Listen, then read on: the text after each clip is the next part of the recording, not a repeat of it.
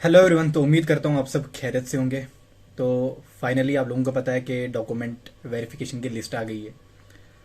तो I am out of the race. Constable बनने की दौड़ में मैं अभी बाहर हो चुका हूँ। और आप में से भी बहुत सारे लोग जो हैं इस टाइम बाहर हो गए होंगे। आप सब लोगों को दुख होगा और मैं जानता हूँ कि what we are going through at this moment. But एक डेस्टिनी होती है जो अल्लाह ताला ने लिखी होती है तुम्हारे लिए। तो आप धीरे धीरे उस डेस्टिनी पे ज़रूर पहुंचते हैं। तो मे बी हमारे लिए जो है ये डेस्टिनी नहीं थी। अ, शायद अल्लाह ने हमारे लिए कुछ बेहतर रखा हो, हमें इससे बेहतर मिले, या हमारे लिए ये शायद बेहतर नहीं हो। बहुत सारी चीज़ें जो है इंसान सोचता है, और आप में से भी सब लोग सोचते होंगे, मैं भी सोचता हूँ कि क्या हम में कोई कमी है। और जब इंसान फेलियर्स में होता है तो ये एहसास ज़रूर होता है कि मुझ में ही शायद कोई कमी है। बट मुझे लगता है इस चीज़ को नहीं सोचना चाहिए हम लोगों को। क्योंकि every one is best in something और द अदर। तो मैं बहुत सारी चीज़ों से बहुत ज़्यादा मोटिवेट होता हूँ, खुश भी होता हूँ कि जिस तरह से आप लोगों ने मुझे प्यार दिखाया है। एंड जब मेरा PET PST हुआ था, बहुत सारे लोगों ने मुझे मुबारकबादी दी थी। And I am thankful to those people, दो students loving me. Trust me, आपका एक कमेंट जो है ना, जो मुझे मोटिवेट करता है ना, उतना मुझे शायद कोई और चीज़ मोटिवेट नहीं करती है। जब मैंने यूट्यूब स्टार्ट भी किया था तब मुझे नहीं पता था कि मुझे इतना ज़्यादा प्यार मिलेगा अ, जितना आप लोगों ने दिया है। और बहुत ज़्यादा खुशी होती है जब आपकी मेहनत को या आपके स्ट्रगल को लोग समझते हैं, and they love you for your struggle. तो I am happy for those things. अल्लाह ताला ने मुझे आप लोगों का प्यार दिया। तो मैं चाहता हूँ आपका प्यार इसी तरह बना रहे, और हम अ, आगे बढ़कर इंशाल्लाह ज़रूर कामयाब होंगे। एंड अभी बहुत लंबी ज़िंदगी है हमारी। अभी ज़िंदगी में बहुत सारे मोड़ आएंगे जिन मोड़ों से हमें गुज़रना है। ऐसे हर एक को एक सजेशन दूंगा जो अभी डी में नहीं आया, जो बाहर हो गया है। Never lose hope in your life till your last breath. कभी भी उम्मीदें मत छोड़ो, तब तक लड़ते रहो जब तक तुम्हारी आखिरी सांस है। और मुझे पता है कि यार बहुत बार ऐसा होता है ना कि when you go through a journey you make many friends and enemies। और जो दुश्मन होते हैं वो आपके फेलियर्स से बहुत ज़्यादा खुश होते हैं, and they laugh at you and they want to break you, they want you to lose every hope you have inside you, they want you to see drowned in the ocean, but you are the one who swim। मैं आपको एक पैगंबर की story सुनाता हूँ। एक पैगंबर थे, तो उनके पास सब कुछ था। औलाद थी, मालो दौलत थी, सब कुछ था। तो वो इबादत करते थे और अल्लाह ताला का हमेशा शुक्र अदा करते थे। एक बार शैतान अल्लाह ताला से कहने लगा कि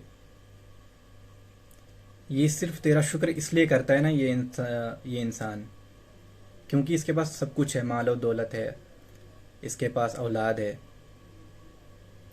तो इसे किसी चीज़ की कमी नहीं है, इसलिए तेरा शुक्र अदा करता है। अल्लाह ताला ने शैतान से कहा नहीं, ऐसा नहीं है। अगर इसके पास कुछ भी नहीं होता ना तो ये तब भी मेरा शुक्र अदा करता। और अल्लाह ताला ने इस शैतान को दिखाने के लिए कि देख, ये जो मेरा बंदा है ये दुख और परेशानी में भी मेरे पास आता है, मेरी इबादत करता है, मेरा शुक्र अदा करता है। तो अल्लाह ताला ने क्या किया कि इस पैगंबर से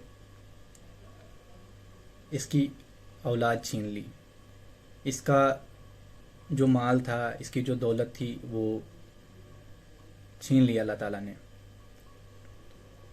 और इस पैगंबर ने उस परेशानी में, उस दुख में, तंगदस्ती की हालत में भी अल्लाह का शुक्र अदा करना नहीं छोड़ा।